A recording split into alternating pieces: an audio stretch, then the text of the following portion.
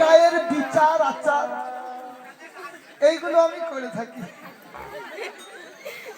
এই কার বউ ভাত খেলো না তাকে রুটি খাইয়ে দিই। এই কার বউ চলে গেছে তাদেরকে মিলজুল করিয়ে দিই। এই হচ্ছে আমার কাজ। গ্রামের লোকে আমাকে খুব শ্রদ্ধা করে, ভক্তি করে, ভালোবাসে।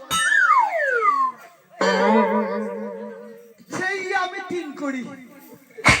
তা আমি যাব, এই গায়ে কয়েকজনকে টাকা ধার দেওয়া আছে, আদায়ে যাব। তা আমার এক নাতি আছে পটলা, নাতিকে ডাকবো, নাতিকে সঙ্গে নিয়ে যাব। কই পটল? হ্যাঁ দাদু।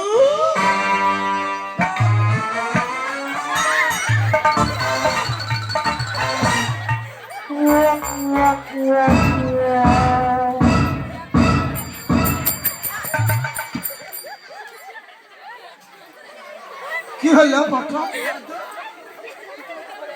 এ পটল, এইরকম বদমাশি করবি না, তো তোকে পুড়িয়ে খেয়ে নেবো।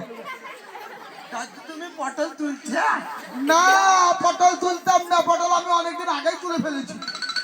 এই তোর মতন একটা সোনা বাচ্চাকে নিয়ে ওটা নামা, ওটা নামা, সবসময় মুখে কেন? এত দুধ খেয়েছি তাও বকে পারি না, বতে ধরে মারছে আমাকে। চলো বাইরে। হ্যাঁ?